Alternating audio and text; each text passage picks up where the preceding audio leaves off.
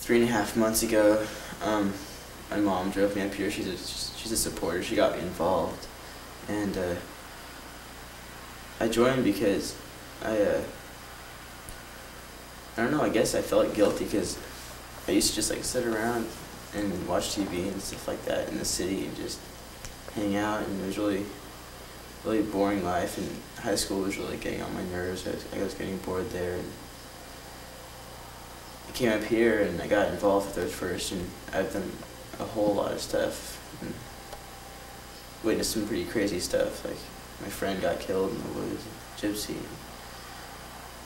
My friend's been tortured by the police, and I've done tree sits. And tell me about one of the tree sits for a minute. the Bell Creek tree sit. I was bottom lining that. Bottom lining is kind of like coordinating, where you raise money and you go on supply runs, you buy food and you bring it to the tree sit, and gear and new tree sitters or whatever the tree sit needs. And so I was taking care of that for a while, and then I stopped doing that right before Gypsy got killed, and ever since then I've just been involved in the Free State. We took the mountain. We retook the mountain because Palco is not taking care of our land, our people's land, the human race's land. So we decided that they weren't using it right, so we wanted it back. And I feel like these people, I mean, I know that I'm really young, but these people are like destroying the world, and they're not going to be here when I'm older, and they're not going to have to live with what they do. You know, this is my home. This is your home. When they destroy it, if they keep on the track that they are, they're just going to completely ruin the world, and we're going to, you know, it's like everything's going to be artificial. Everything's going to look like the big cities do. It's going to be disgusting, horrible life. Well, my first experience of taking over the woods was the Free State, and basically what we did was the first morning we had a huge rally for the mountain on the road, and a log truck pulled up and just pulled back out because we had so much power and strength in numbers, and I guess we intimidated them or whatever. And it's not like we're violent, but just one log truck and a huge group of us were standing in the road. So this was the day after Gypsy was killed, wasn't it? Yeah, we were having a big, huge prayer circle. Mm-hmm. And it just grew from there. We block all the entrances to the area, like block all the roads.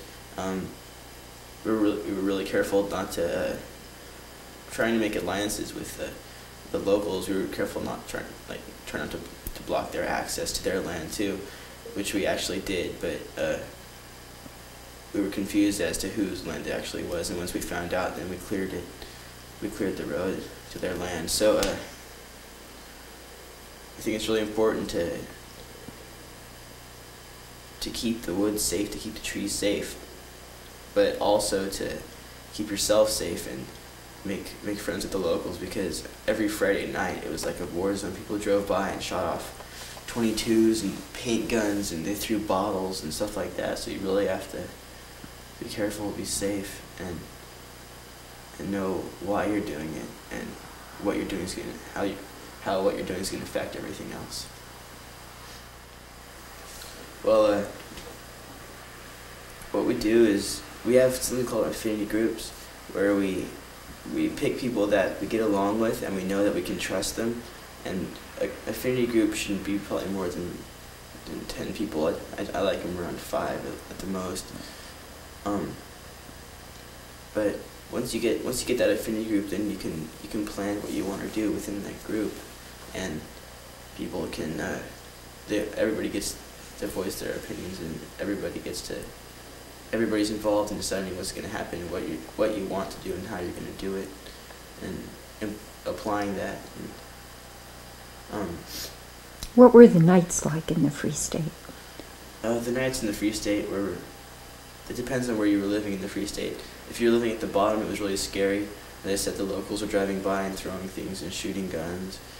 But up on the hill, up on the mountain, it was really cool. A lot of the times the moon was out and we'd have parties and stuff like that, with just drum circles and just hanging out.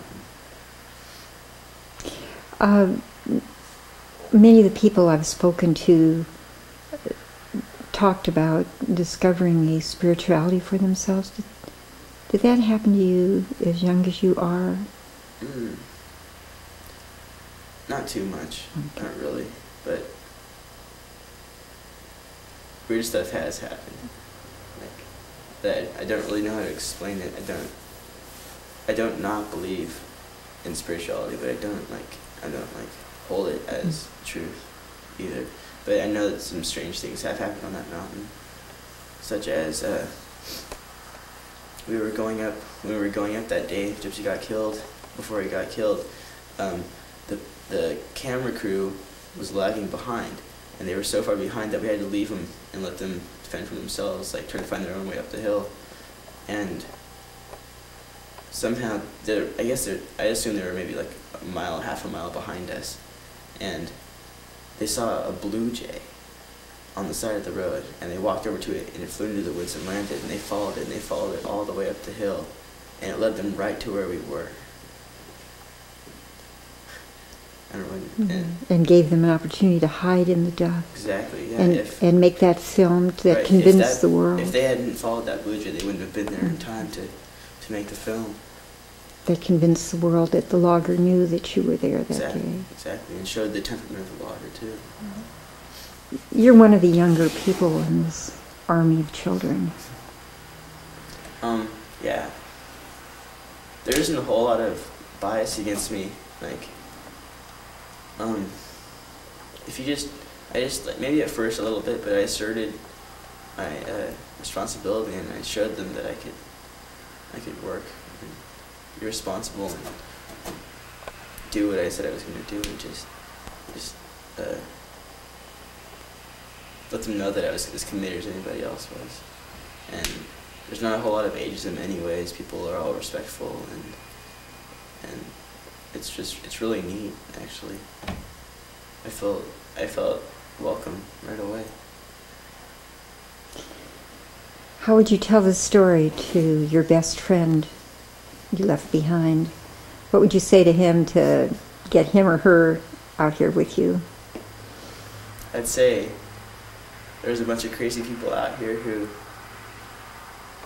really care, and they take over a mountain, and they take the trees, and they have no compromise. They don't make deals. They do what they want to do, and they don't let anybody else tell them what to do. And there's no leaders. Everyone's their own leader. You can do whatever you want as long as you do it within your own conscience.